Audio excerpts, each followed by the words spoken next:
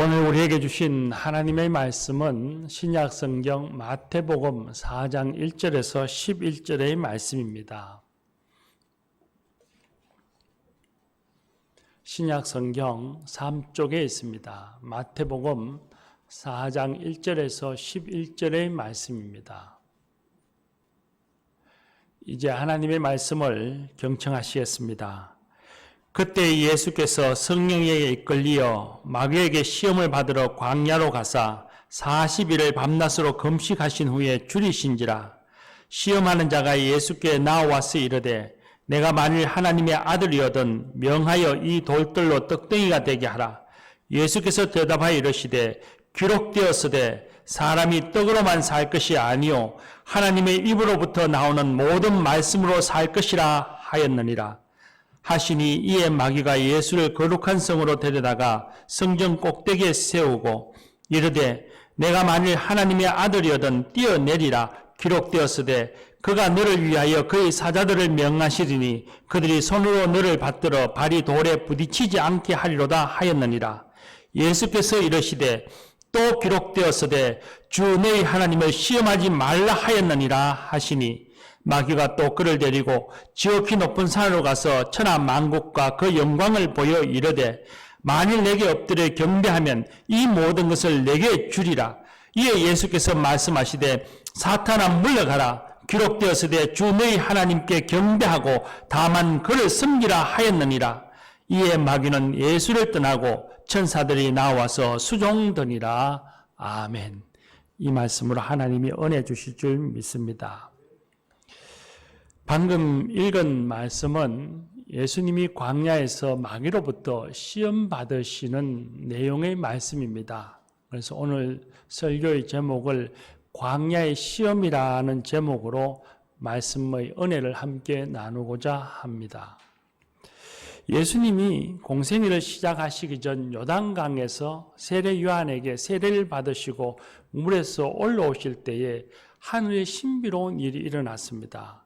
하늘 문이 열리고 성령님이 예수님에게 임하시고 하늘에서 소리가 나서 말하기를 너는 내 사랑하는 아들이라 내가 너를 기뻐하노라 하는 하나님의 음성이 들려왔습니다. 이 모든 일들은 하나님께서 예수님이 하나님의 아들 곧 메시아이심을 인정하고 세상에 공포하기 위한 것이었습니다. 또한 예수님의 그리스도 되심이 물에 잠기는 것처럼 가장 낮은 곳에서 종의 모습으로서 세상을 구원하실 그리스도이심을 세상에 보여주기 위하시는 것이었습니다. 이 같은 모든 과정들, 이 모든 것들을 아시고 보시고 또 들으시고 느끼신 예수님께서 성령에게 이끌려 광야로 가셨습니다. 그리고 그 광야에서 마귀에게 시험을 받았습니다. 마귀는 헬라어로 디아블로스라고 합니다. 우리말로 번역하기를 참소자라고 번역하기도 하는데 거짓말쟁이, 거짓의 압이라는 뜻입니다. 그러니 마귀가 하는 일은 유혹하는 것입니다. 우리의 생각에는 예수님께서 세례 받으실 때에 하늘에서 내가 너를 기뻐하노라 하는 하늘의 음성이 들리고 그리고 성령님께서 임하셔서 성령의 충만함을 받으신 예수님이 엄청난 파워를 가지고서는 세상이 깜짝 놀랄 만한 어떤 일을 행하실 것 같은데 그런 것이 아니라 오히려 성령님께서는 예수님을 이끌어서 광야로 데리고 갔습니다. 그리고 그 광야에서 예수님은 마귀에게 시험을 받으셔야만 했습니다. 예수님이 겪으시는 이 과정이 우리의 신앙에도 우리가 시사하는 바가 매우 큽니다. 우린 처음에는 다 예수님을 몰랐습니다. 그러다가 이제는 교회를 다니게 되고 예수님을 믿게 되고 하나님의 자녀가 되는 권세를 얻었습니다. 또 어떤 이들은 교회 다니면서 또 예배 가운데에 기도하는 가운데에 말씀을 보는 가운데에 성령의 임재를 경험하게 되고 가슴이 뜨거워지고 감동 감화를 받고 감격의 눈물을 흘리는 그런 경험을 했습니다. 예수님을 믿고 또 영적 체험도 있고 그런 것 가운데서 세상에 나가서 삶의 자리에 살 때에는 정말 아무런 어려움도 없고 마음의 근심도 없고 늘 기쁘고 감사할 일만 생기고 살 것 같습니다. 그런데 실제로 나가서 살아보면 그렇지 않다는 겁니다. 예수님을 확고하게 믿습니다. 그리고 영적 체험도 있습니다. 그럼에도 불구하고 세상 살아가는 삶의 자리에서는 어려운 일이 생깁니다. 또한 어떤 경우에는 뜻하지 않았던 고난을 겪기도 합니다. 마음엔 불안과 근심이 생기기도 하는 법입니다. 그런 일을 우리가 이상하게 여길 필요 없습니다. 또 두려워할 필요도 없습니다. 예수님도 그런 과정을 겪으셨습니다. 성령 충만함을 받으셨지만 광야로 가서 마귀에게 시험을 받으셨지 않습니까? 우리도 예수님을 믿고 나면 만사가 다 형통할 것 같지만 시험을 당하기도 하는 법입니다. 오히려 그럴 때에 두려워하거나 이상하게 여길 것이 아니라 그런 상황, 그런 어려움, 그런 근심들을 가지고서 하나님께 나아가서 기도하고 의지하는 계기로 삼아야 합니다. 그렇게 의지하며 하나님께 기도할 때에 하나님이 주시는 은혜, 그 도움의 손길을 우리가 체험할 수 있고 신앙이 성장하고 성숙해지는 계기가 되어질 것입니다. 예수님께서 광야에서 40일을 금식하셨습니다. 40일 금식하였으니 그 굶주림의 고통이 심했을 겁니다. 굶주려 있는데 그때 마귀가 예수님께 나와서 예수님에게 말합니다. 너가 만일 하나님의 아들이어든 명하여 이 돌들로 떡덩이가 되게 하라 했습니다. 사람들에게 살면서 가장 필요한 것이 무엇이겠습니까? 그건 먹거리입니다. 옷은 없어도 살 수 있습니다. 집은 없어도 적당한 곳에 은신처를 마련하면 살아갈 수 있습니다. 그런데 먹을 거리가 없으면 사람은 살 수 없습니다. 먹는 것은 사람에겐 절대적인 것입니다. 인류의 역사를 보면 수많은 사건, 사고들이 다 이 먹는 것과 관련되어 있습니다. 먹는 것이 부족해서 폭동이 일어나고 혁명이 일어나고 전쟁이 일어나고 사회의 구조가 바뀌어졌습니다. 마귀가 예수님께 말을 합니다. 너가 하나님의 아들이라면 증거를 보여라. 세상 사람들에게 가장 중요한 것은 먹거리이니 돌을 떡으로 만들어서 세상의 기근과 가난을 해결해 보아라 하는 것입니다. 정말 돌을 떡으로 만든다면 세상의 모든 사람들이 갖고 있는 문제, 기근과 가난의 문제가 다 해결되어지고 모든 사람들이 예수님께 몰려올 것이고 그리고는 예수님이 세상의 구주가 되셨을지도 모릅니다. 그러나 빵을 주어서 사람들의 기근과 가난은 해결될 수 있을지 모르지만 인생사에 또 세상의 모든 문제의 근본적인 원인이 되는 죄의 문제, 인류의 죄는 해결할 수가 없었을 것입니다. 예수님께서 말씀하십니다. 사람이 떡으로만 사는 것이 아니라 하나님의 말씀으로 사느니라. 신명기 말씀을 들어 예수님이 마귀를 책망하시고서 마귀의 유혹을 이기셨습니다. 두 번째는 사탄이 예수님을 성전 꼭대기에 데리고 가서는 말을 하기를 너가 만일 하나님의 아들이거든. 너가 만일 하나님의 아들이라면 이 성전 꼭대기에서 뛰어내려라. 아버지 되시는 하나님께서 가만히 있겠느냐? 천사를 시켜 너희 발이 돌에 부딪히지 않도록 해 주실 것이라 했습니다. 역시 하나님의 아들이라는 것을 증명해 보이라는 시험이었습니다. 사람들에게 예수님이 하나님의 아들이라는 것을 증명해 보일 수 있는 가장 손쉬운 방법이 뭐겠습니까? 기적을 행하는 것입니다. 초자연적인 일을 행하여 보여주면 사람들은 전부 예수님께 몰려들 것입니다. 그리고 그들은 예수님이 하나님의 아들이라는 것을 인정할 것이고 예수님의 말에 귀를 기울일 것입니다. 그러나 그렇게 기적을 보고 온 사람들이 그들의 삶이 변화되어지겠습니까? 그들은 기적을 보고 왔지 하나님의 말씀에 순종하기 위해서 온 사람들이 아니었습니다. 그러니 그들은 예수님에게 오긴 왔지만 기적을 보고 온 사람들은 변화되지 않을 것입니다. 야고보와 요한이 예수님께 왔지만 여전히 자신의 욕망을 채우고 높은 자리를 차지할 욕심에 가득 찬 삶을 살았던 것처럼 역시 예수님의 기적을 보고 온 사람들은 다 그런 삶을 살아가게 될 것입니다. 그들에게서 거듭남의 역사라고 하는 것은 아득하고 먼 이야기가 될 것입니다. 예수님께서 사탄의 시험에 대하여 말씀하십니다. 주 너희 하나님을 시험하지 말라 하시고는 사탄을 꾸짖어 물리쳤습니다.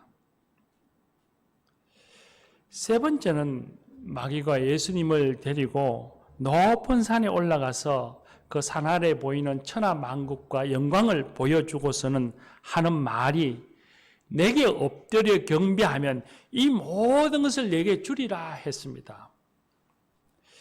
예수님이 세상에 오신 목적이 세상을 구원하실 왕이요 세상의 사람들이 경배할 구주로 오셨습니다. 그런데 그 목적을 달성하기 위해서 굳이 힘겨운 길을 가야 할 필요가 있겠느냐? 사탄은 바로 그 얘기입니다. 사람들을 만나 긴 시간 많은 노력을 들일 필요가 없지 않겠느냐? 나에게 절만 하면 된다.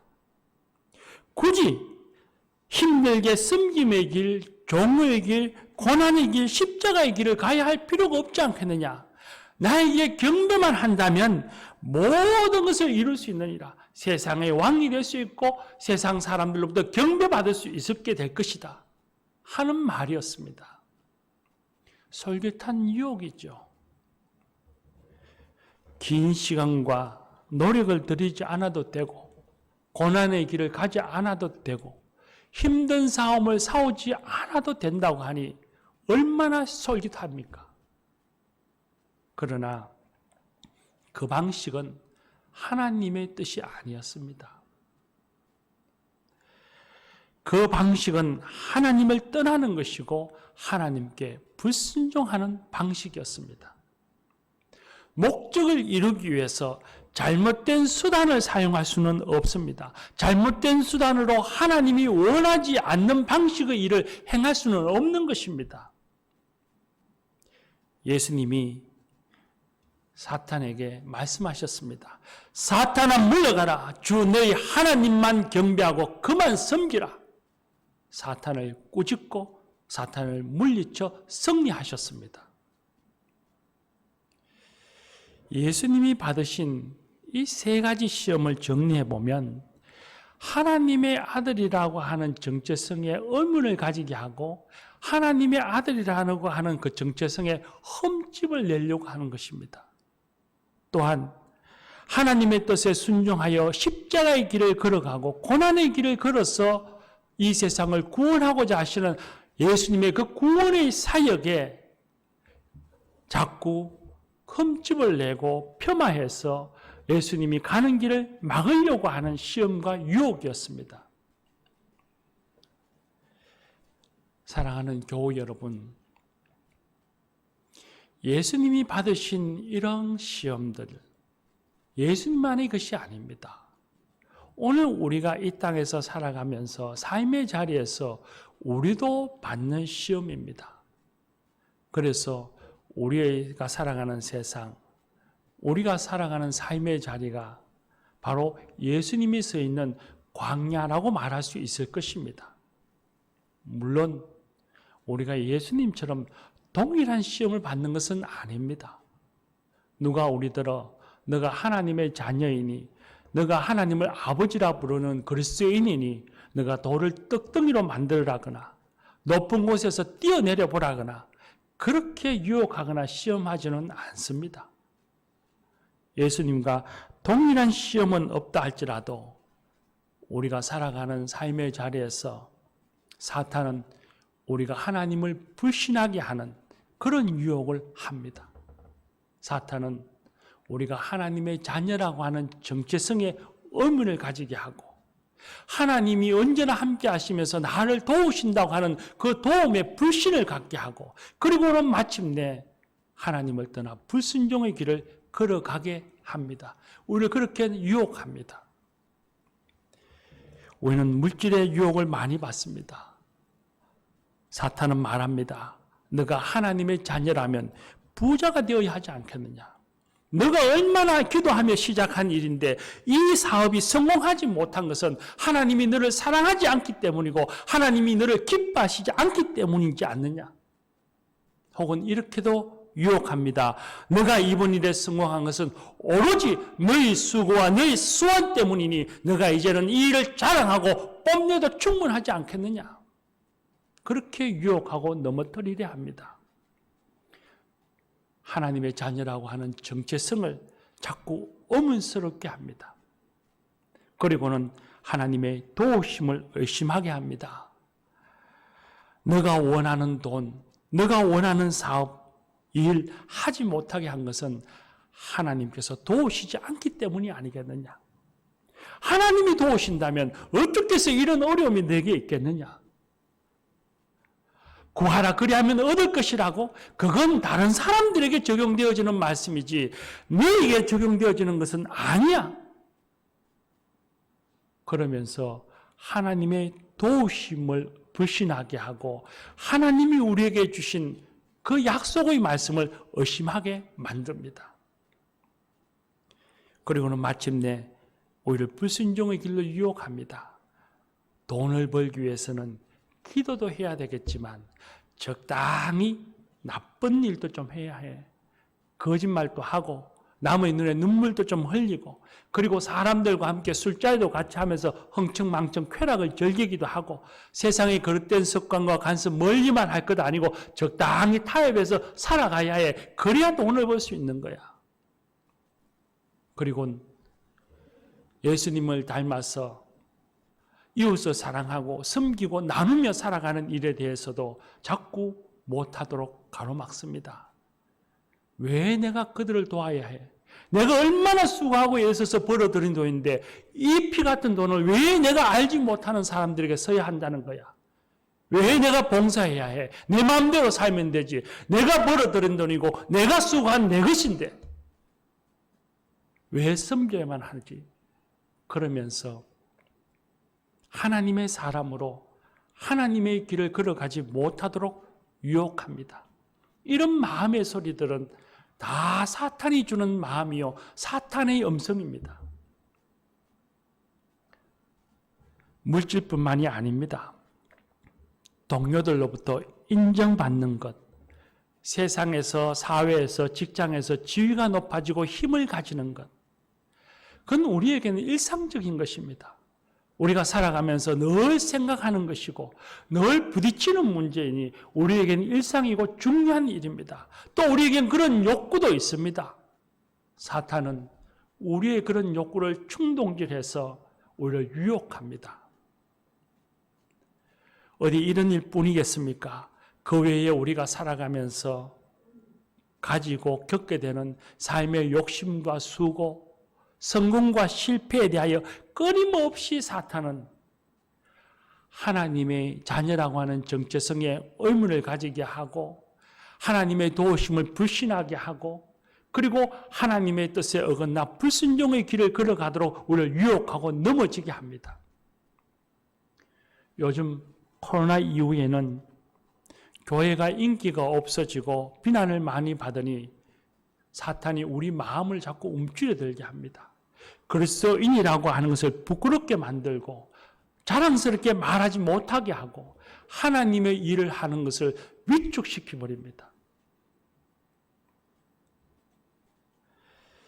그러나 교우 여러분, 두려워할 필요 없습니다. 교우 여러분, 당황할 필요가 없습니다. 오히려 이 시험을 받으나 이 시험과 유혹에서 우리는 반드시 이길 수 있습니다. 왜냐하면 우리와 동일하게 시험 받으신 예수님께서 그 시험을 영이 이기셨기 때문입니다. 시험에서 이기신 예수님께서 우리와 함께 하시기에 우리도 능히 사탄의 유혹에서부터 이길 수 있습니다. 예수님도 시험을 받았습니다. 사탄의 높은 시험을 받아서 이미 우리가 겪는 낮은 시험의 모든 아픔과 슬픔, 고통과 어려움들을 예수님은 다 알고 계십니다. 그러니 질병의 고통이 있는 사람, 사업의 어려움을 겪는 사람, 직장을 찾고 있는 사람, 새로운 길을 걸어가야 하는 사람, 가정에 불화가 있는 사람, 동료들에게 인정받기를 갈망하는 사람, 승진하기를 바라는 사람, 하는 일이 형통하기를 바라는 사람, 땀을 흘려 일을 해도 변하지 않는 인생의 짐에 신음하고 좌절하고 낙심하고 있는 사람, 모든 사람들의 세상의 모든 사람들의 형편과 어려움과 아픔, 그들의 불안과 질고를 예수님은 다 알고 계십니다. 우리가 받는 모든 시험의 눈물과 좌절을 알고 계시고 우리가 받는 시험과 유혹의 그 문제의 본질, 그 깊이를 예수님은 다 알고 계십니다. 그러니 예수님은 능히 우리를 도우실 수 있습니다.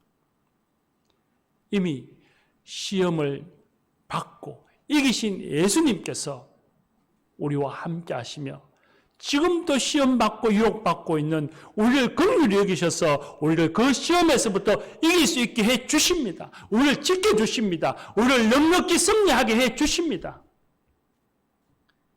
우리가 시험을 받으나 예수님으로 인해 이긴다고 하는 이 믿음을 갖고 자신을 지켜내면 우리의 믿음이 현실이 됩니다.